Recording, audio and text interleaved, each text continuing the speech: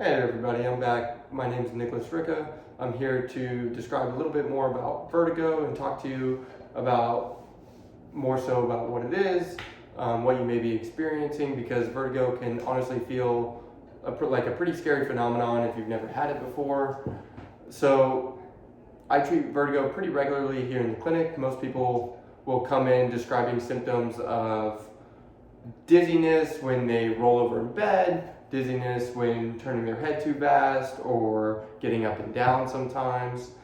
And this dizziness is a little bit different than feeling maybe off balance or lightheaded when you stand up and you feel like you need to get your bearings again. This dizziness is more associated with room spinning, maybe get a little nauseous.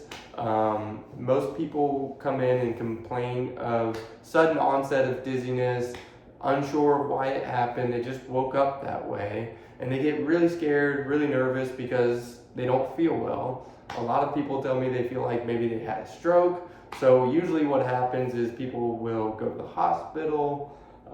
Then from the hospital, they get sent home and tell them that, no, you haven't had a stroke. And so they say, go see your primary care. And then they go and see their primary care. And their primary care says, it looks like you may be having vertigo. You should go see an ENT. And then they go see an ENT. And the ENT confirms with a bunch of testing that they've had vertigo. And the ENT usually will send them to physical therapy to get treated. And now you've been 4 places. And usually in that time frame, it's already been maybe 6 weeks, and you've been living with dizziness every morning and every night for the past 6 weeks. And it can be pretty nauseating, pretty upsetting. They usually will prescribe something like meclizine or some kind of anti-nausal medication that doesn't really seem to work, but can maybe take the edge off. And so in my previous video, I showed everybody how to do the Epley maneuver. You can go back and watch that to help treat traditional BPPV, which is benign paroxysmal positional vertigo. Inside your inner ear, you have small crystals called otoconia that help your body detect motion and balance. And sometimes these crystals get loose and move in areas where they shouldn't. When you move your head certain ways, those crystals shift around and send confusing signals to your brain, which creates that spinning sense. Most people come to the clinic telling me that their dizziness came on randomly. There's not a whole lot of causative factors for vertigo other than simply just getting older as you age. The crystals aren't glued down as well, and so they start to become more free-floating.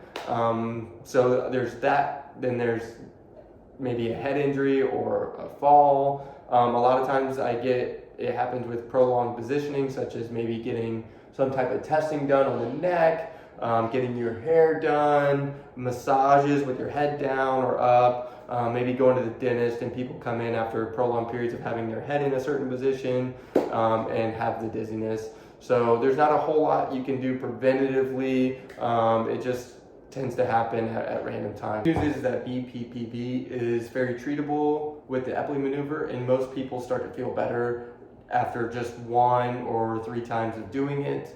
So once you start the process of trying to help yourself or get help, most of the time the symptoms resolve. So if you are experiencing these symptoms, do try to seek out a physical therapist and get in as soon as you can, or try the maneuver at home as in the previous video that I showed you to see if it starts to help. If you found this video helpful, please feel free to subscribe below.